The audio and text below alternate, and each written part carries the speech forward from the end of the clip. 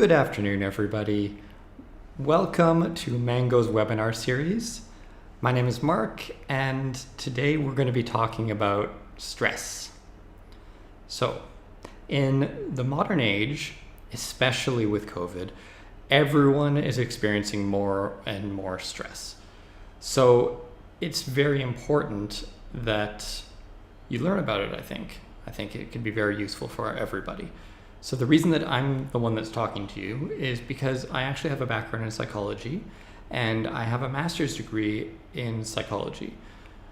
So the reason that you should want to listen to this, the reason this is going to be useful to you, is if you want to live longer, if you want to succeed in your career, if you want to be happier, you need to learn how to manage and prevent stress. So today's topic is going to be divided into three parts.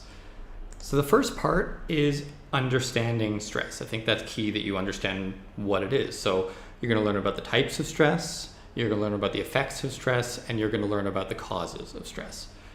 Then we're going to move on to talk about how do you manage it. So what happens when you're experiencing stress and what do you do about it? So I'm going to teach you three methods for handling stress when it happens.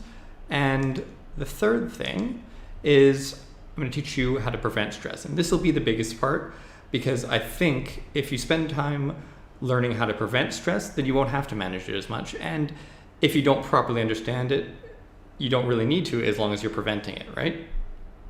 Okay, so this is a lot. There's a lot to cover here, and I'm going to do my best to try and cover it in just 30 minutes. So we'll see how we do. Let's go through it. And what I want you to do is, as we go through it, you might have some questions that pop up in your head. So please, when they come to your head, write them down, put them in the chat, and then at the end of the talk, I'll go through the chat and I'll try to answer all your questions. Okay, so let's get started. So the first topic, understanding stress. So first thing you need to know is stress isn't always a bad thing.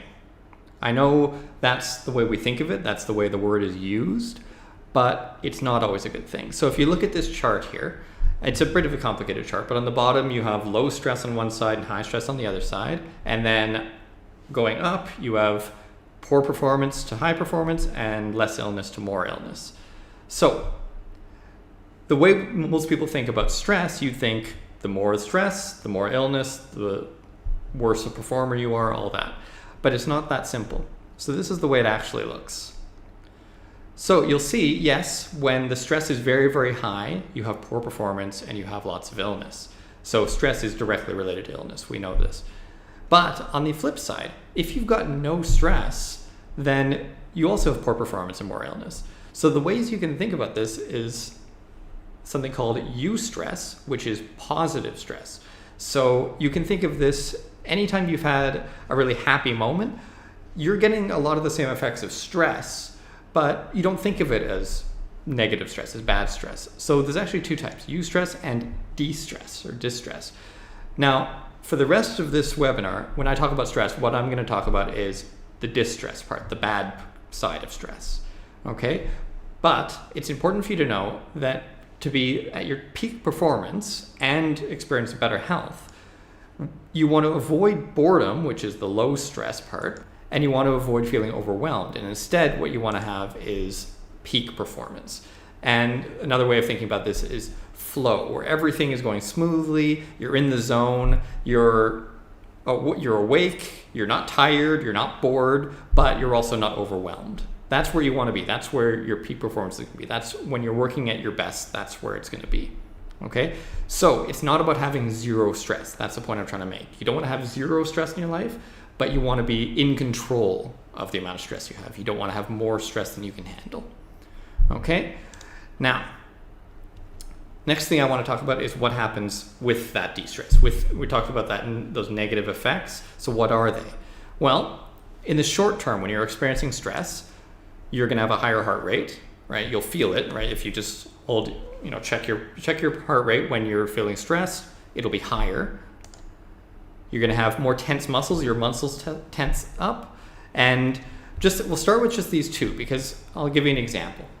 let's say you're by a river in the jungle and you're fishing, and then you hear a sound behind you, maybe trees rustling, and you can tell there's something big nearby. And then you turn, and there's a tiger. What's going to happen? Well, your heart rate's going to start pumping really fast, your muscles are going to tense up, and what's happening is called the fight or flight response. And what this is it's your body is getting ready to either run away from the tiger or fight it. That's the two things that happen, right? So that's the effects of stress, right? Even when there's no tiger, the effects are the same. So yes, the first two that you'll notice, heart rate, tense muscles, but your blood pressure will also go up. And you're going to get either, if you're running away, it's going to be fear or anxiety. If it's fighting, you're going to get that anger. You basically get negative emotions because those are the ones that are going to help you survive in a survival situation. Okay, joy isn't necessarily going to help you survive if there's a tiger chasing you. Okay, you're also going to be much more alert because you need to be more aware of your surroundings, and you're going to start to sweat, of course. And another thing that's going to happen is when you're running from a tiger, it's a survival situation, a lot of your other bodily functions will shut down because they're no longer needed. So one of the ones that shuts down is your digestive system. And your thinking will also get much simpler. You're not going to be doing math equations while you're running from a tiger. Okay? So the thing you need to be aware, though, is this system in our body is designed for survival situations, but it gets activated all the time by non-survival situations. So, for example, if you're sitting at your desk and your boss comes up and starts yelling at you, you're going to get all these same effects as if you're faced with a tiger, except the problem is you can't necessarily run away from your boss and you can't fight your boss. So you're sort of stuck. You're feeling these emotions, you're feeling the heart rate, the tense muscles, but there's nothing you can do about it, right? Because what happens in the tiger situation, if you run away from the tiger and you get away, or you fight the tiger and you kill it, all these symptoms go away, you calm down, and then you can relax. But if there's no way to get rid of the threat, then you're stuck with these. So what happens if you're stuck with these feelings of stress, the higher heart rate, the sweat, all this, on a daily basis? Well, then you get into the long-term effects of stress. So, more headaches or migraines. I suffer from migraines, so I know if I have long-term stress, I'm going to get more migraines. Hypertension, which is high blood pressure over time. More likely to have heart disease. More likely to have a stroke. And this is all related to blood and all that, right? Anxiety disorders, so issues with emotion. If you're constantly worried, if you're constantly scared, then you're eventually going to develop a disorder potentially. You might develop ulcers in your stomach, and that's the digestive system not working properly. Digestion disorders, exactly. And just your general mood, your general health, your quality of life is going to go down. So studies have now indicated that between 70 and 80% of all disease is either strongly related to or directly associated with stress. So almost every disease that you've ever heard of is related to stress in some way. Like if you have that disease and you're stressed, it's going to be worse than if you weren't stressed. And obviously being sick is a source of stress, right? So it's been linked to all of the leading causes of death. It's been include like heart disease, cancer, anything to do with the lungs. Accidents are more likely when you're stressed, cirrhosis, and suicide, of course. So if you need a motivation to learn these things about how to prevent stress, there's your motivation, right? All these health problems are directly related to it. So, what are some of the causes of stress? Well, we've already talked about a few, right? Any kind of threat is going to be a source of stress. But one of the main causes of stress in today's world is work. And it's not just necessarily direct threats like your boss yelling at you, but it could be something like lack of job security, too much responsibility or expectations put on you.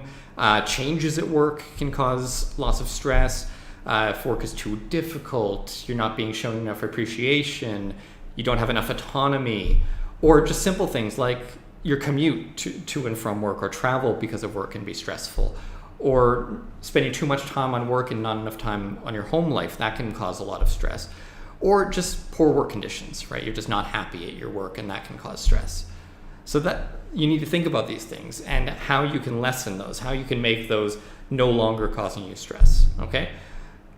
Another thing that's causing stress that you don't necessarily think about as a cause of stress is technology. And that can be because just in the digital world, you're constantly overwhelmed with information, and it's often information that is designed to make you angry or make you scared or worried or anxious or something like that. And that's not helpful for you. That's just causing more stress. And things like lack of privacy, feeling of disconnected with other people, all of these things can make your life more stressful. So sometimes the best way to deal with stress is to limit your exposure to stressful things, and technology is often one of those stressful things. Now, it can also be a great tool for relieving stress, and we'll talk about that later. And the next thing I want to focus on is feelings. So one of the things you need to really understand about stress is, I'm talking about causes of stress here, right? You could say work stresses me out, but that's not actually accurate. So what actually causes stress is the way you think about things. So it's not your boss yelling at you that's causing stress. It's not the tiger that's causing you stress. It's the fact that you consider the tiger a threat, the fact that you consider your boss a threat, right? That's what's actually causing the stress. Because, for example, let's go back to that, you're fishing by the river and something rustles and comes out and it's your best friend. Well, maybe you were scared at first, but now you're calmed down and it's fine. So it depends on how you think of the thing coming through the jungle that affects whether you're stressed. And feelings are the same way. So it's not things that cause you to feel things, it's your interpretation of things that causes you to have emotions or to cause you to have feelings.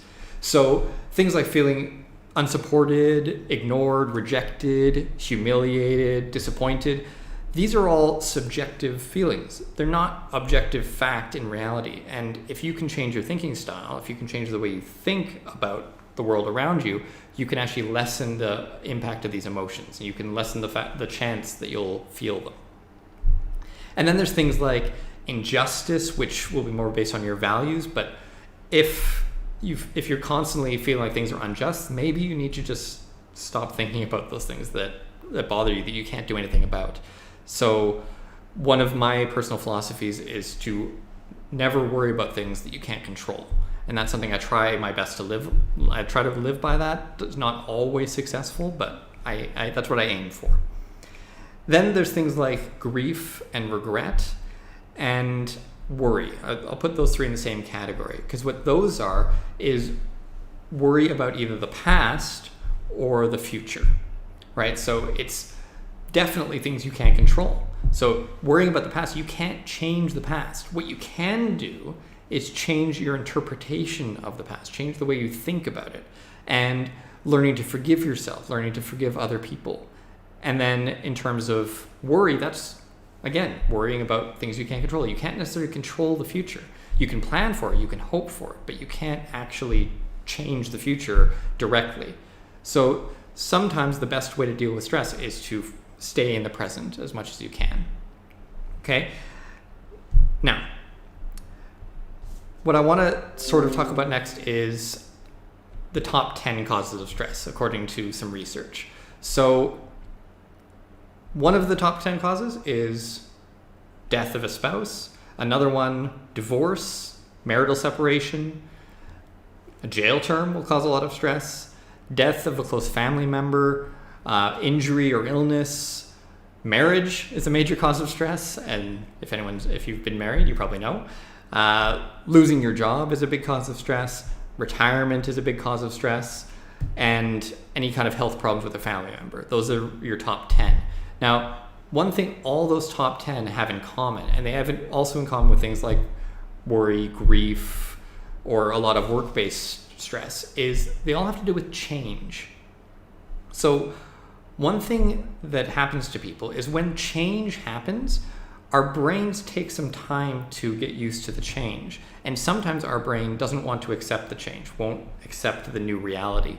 And in that time, between the time the change happens and the time you accept the new reality, it's full of stress, right? And it's worthwhile when change happens to put in the work, the mental and emotional work that it takes to learn to accept the change, because the faster you do that, the faster you're going to be without stress.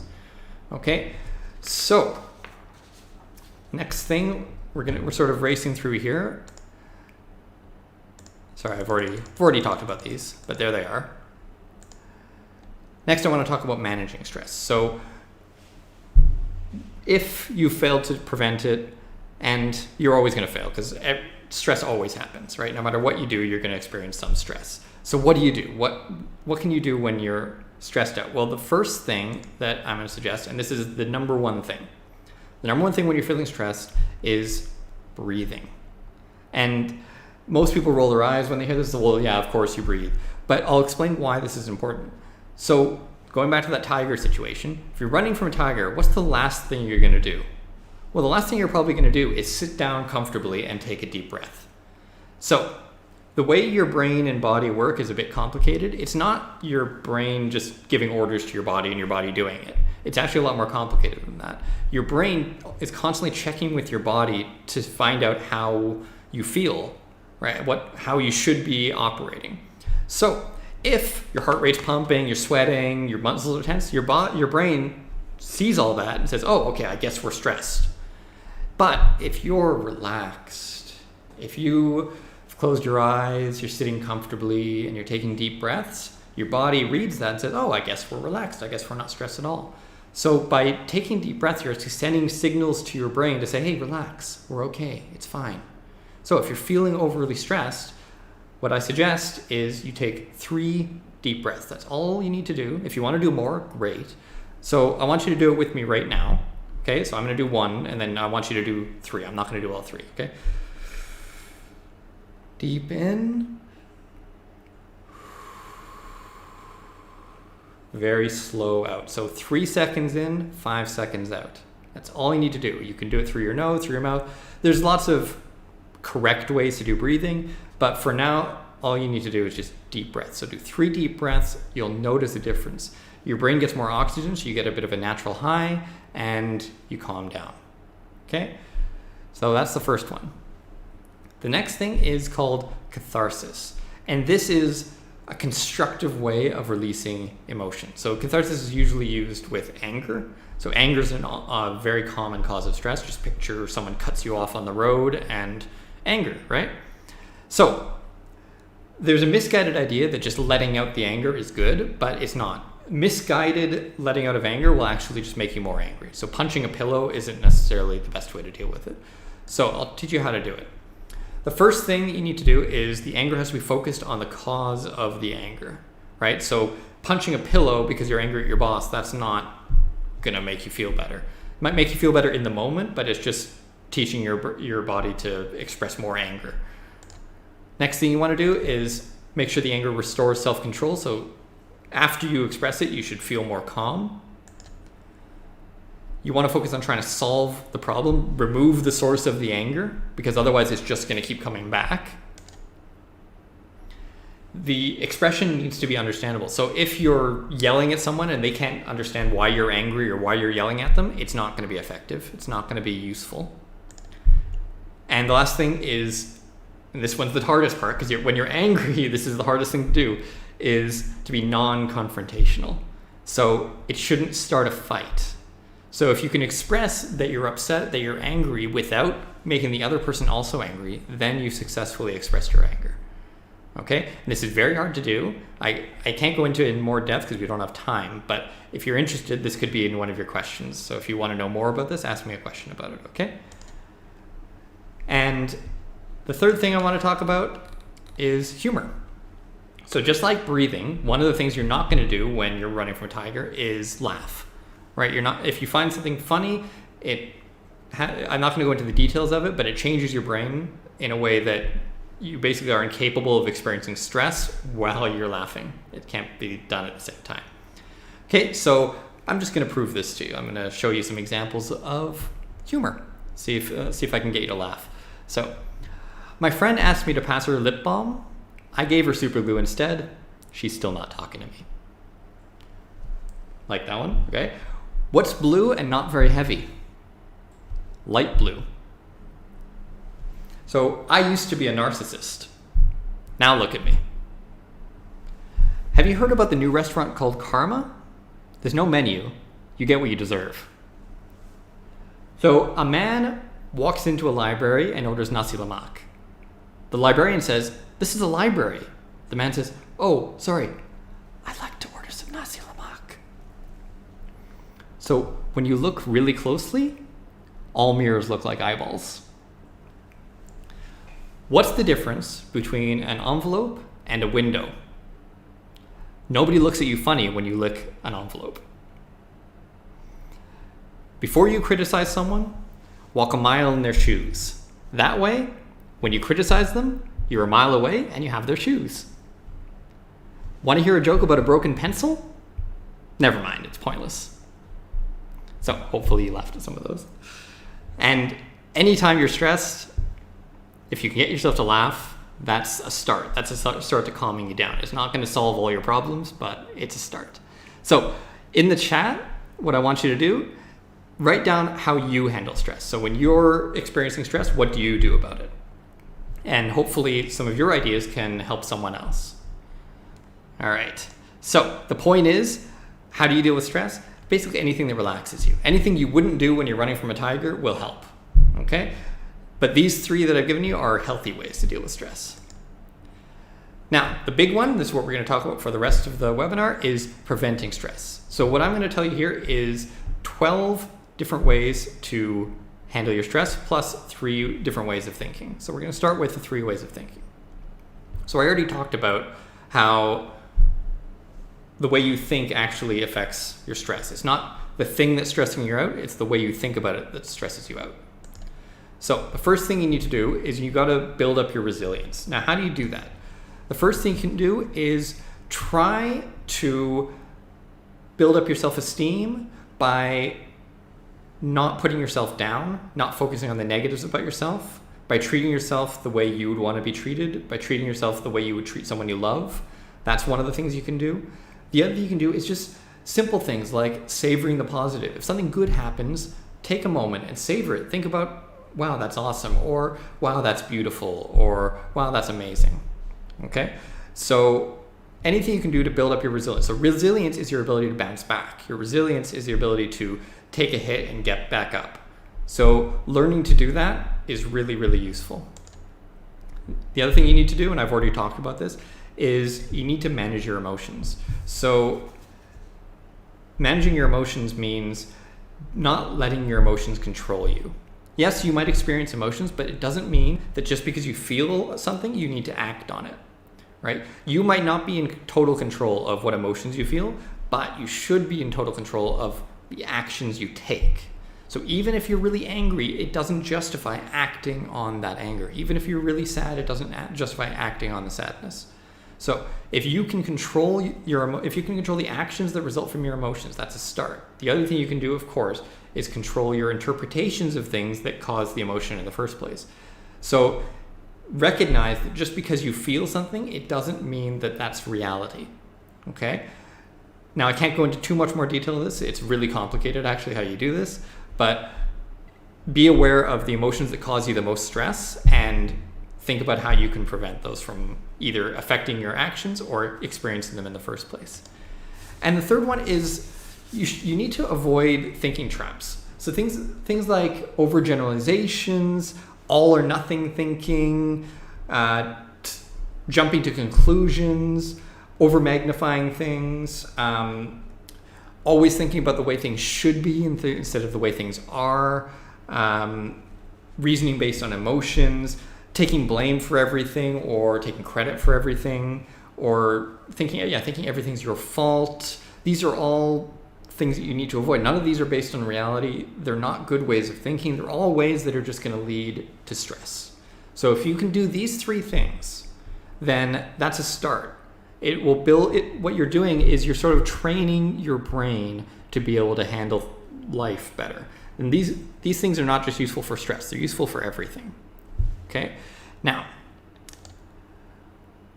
next thing we're going to talk about is your behavior. So we're going to talk about a whole bunch of things, and I'll race through them because we don't have much time. So positive self-talk, gratitude, journaling, visualization, meditation, going out in nature, exercise, sleep, as I already saw someone mentioned sleep in the chat, nutrition, time management, assertiveness, and social media. I'm going to go through all 3 of these in, I guess, 5 minutes. Let's see.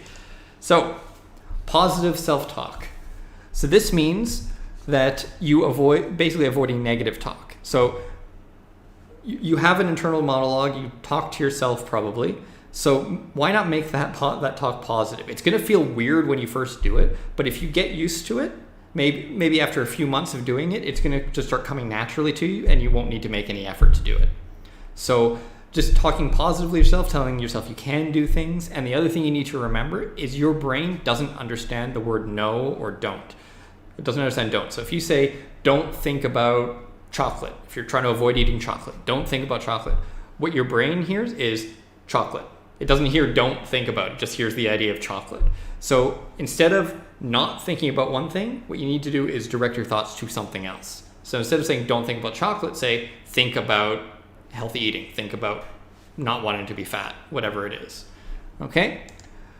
Next thing, gratitude. So this one is huge, one of the best things you can do. Practicing gratitude, it's a skill to learn how to practice being thankful for things, basically. So this is one of the benefits of religion, because almost every religion in the world focuses a lot on gratitude. But even if you're not religious, taking time every day to think of at least one thing that you're thankful for, what it does is it trains your brain to start looking for things to be thankful for. Because if you know every day you have to think of something, then what you'll do is as you go through your day, you'll think, oh yeah, that's a good thing to be thankful for. And oh, that's another good thing to be thankful for. Oh, there's another one. And you're training your brain to look for these things, and suddenly the world will seem like a nicer place. It'll seem like a better place when you do this. Okay? Next one, journaling. Now, this one is something a lot of people probably don't feel comfortable with because, you're thinking of keeping a diary. It's something a teenage girl might do. But this is where you can use that gratitude. So one of the things you can write in your journal is the things you're grateful for. Or keep that journal about positive things or working out problems or dealing with your emotions. And then what you can do, the advantage of this, is you can then go back and read it again later and remind yourself of good things. Remind yourself of how you used to think about things. And it's sort of a record of your personal growth. Okay, so it's a really useful thing. If you start doing it, you won't, then later on in life, you'll be very happy you did. It's one of those things that you're sort of giving a gift to your future self if you do this. So I highly recommend, it's the kind of thing you can do in sort of that time right before bed. Next thing is visualization. So this is just very simple. You just picture a place that you are happy, a place you wish you were, and try to picture it completely in terms of thoughts, smells, sounds, everything. And this is a really good way to not only keep yourself calm, but make yourself happy. And if you do it on a regular basis, it gets easier and easier. And one of the ways you can do this is through meditation. So meditation, yes, it has some religious connotations, but I meditate without any kind of religious aspect to it. It's literally just finding a quiet place, getting a mental device, meaning something to focus on. So that could be your breathing, that could be a word you repeat out loud or in your head, that could be a sound you're listening to, just something repetitive that you focus on, and just a passive attitude in a comfortable position. And it's really hard when you first start. You're gonna sit there and meditate and your mind is gonna go off in a million places. And when that happens, all you do is gently say, no, okay, back to focusing on my breathing, and just keep trying. And over time, what you're doing is you're exercising your brain. If you go to the gym but you don't meditate, you're only dealing with part of yourself. If you want to really build your brain up, meditation is a way to do that. What you're doing is you're training your brain to be under your control. If you get really good at meditating, then you'll get better at controlling your emotions and controlling your thoughts. Okay, that's what meditation is. It's exercise for your brain.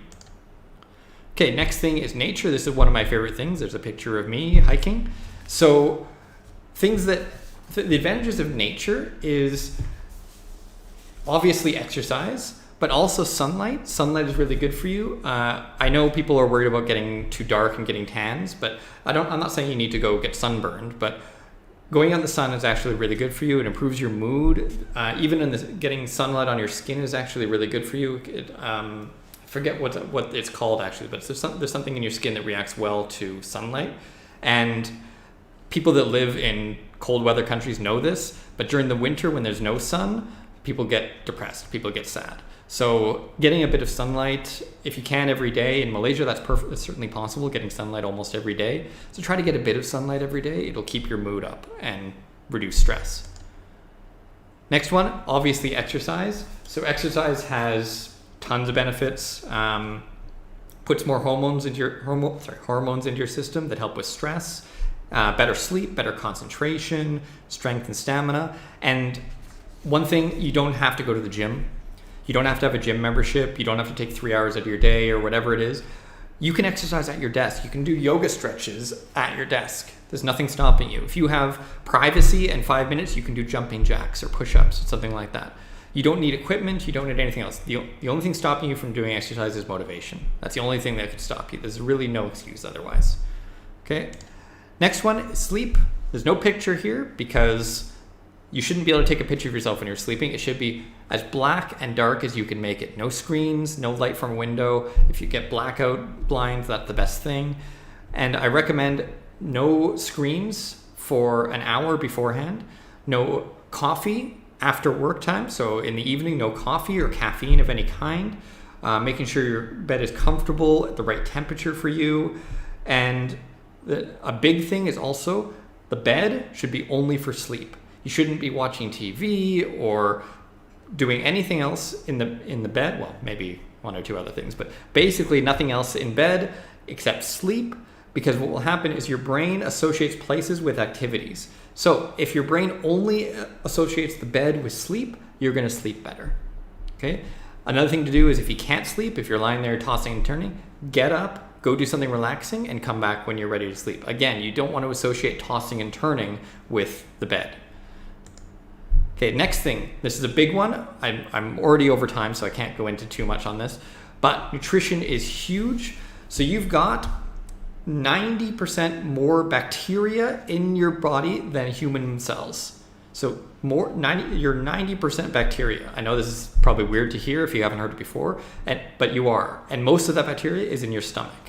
And your stomach actually affects your mood directly. There's a direct connection between your stomach and your brain. There's a nerve that goes up to your brain and back. It goes back and forth. And so the bacteria in your stomach can affect things like your mood, your immune system, and your ability to fight stress. So how do you make sure you have the right bacteria? Well, it's not that complicated, really. It's eating a variety of foods. So it's eating nuts, vegetables, legumes, grains, meat, unless you're vegetarian, but basically getting a variety. And one of the ways you can do this is making sure you're eating a variety of different colors of things. Okay, and it's also about avoiding preservatives, fried foods, anything processed, fast food.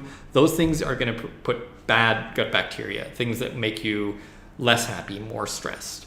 The healthy foods, the reason they're good for you is because they produce good bacteria in your system. You can also take probiotics like yogurt or kefir or kimchi, tempeh has it, kombucha, all these things, sauerkraut, pickles.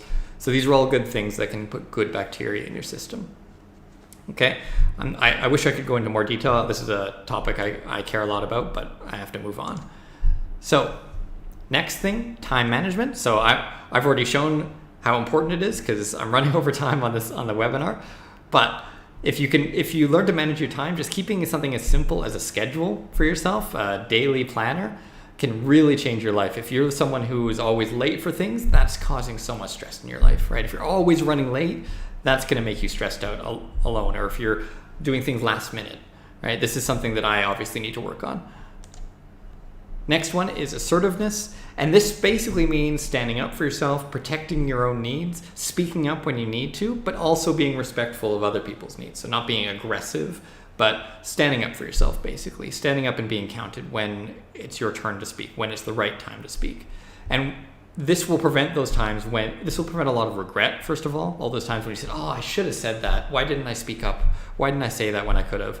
Right? It'll prevent that. And one of the ways you can do this, you can build up your assertiveness, is just by, trying to sit more confidently, trying to stand more confidently, and just trying to speak up when you can. And the last one, sort of already touched on this, but managing your social media, trying not to spend too much time on there. avoiding those things that you know are taking up all your time, that are stressing you out, that just make you unhappy. Things like Twitter, for example, is like a machine designed to make you upset. And a lot of social media operates the same way. So a lot of people would be a lot happier if they just deleted all their social media accounts. So that's a big thing. Our brains are not designed for social media. So be aware of the effect social media is having on you. Okay, now the last thing is called the hamburger model. I'll go through this very quickly. Let's say you're getting a hamburger and you have a choice. You could get this hamburger, very, very fatty, it's not good for you, but it's very tasty. So this is the choice called hedonism, which means, again, doing things for present benefits, but future detriments or future bad things happening. You know you're going to regret it later, but it's great when you have it. The other option, you get a burger that doesn't taste good and you know it's going to be bad for you. And this is called the nihilism burger. It's bad for you now, it's bad for you in the future. It shows that you don't really care. So the other thing you might think, I will get the healthy burger. I'll get the really, really good for me burger, but it doesn't taste very good. And this is called the rat race. So it's future benefits, but at the time you have it, you're not very happy. Or you can get the burger that's both tasty and good for you. And this is the happiness burger.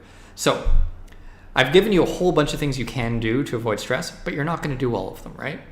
So which ones should you do? You do the ones that you enjoy doing, that you can get benefit in the moment and future benefits. That's what you focus on. I'm not just talking about food, right? Whatever of the list of things I've given you, whichever one you think you can do and enjoy doing it, those are the ones you should focus on first.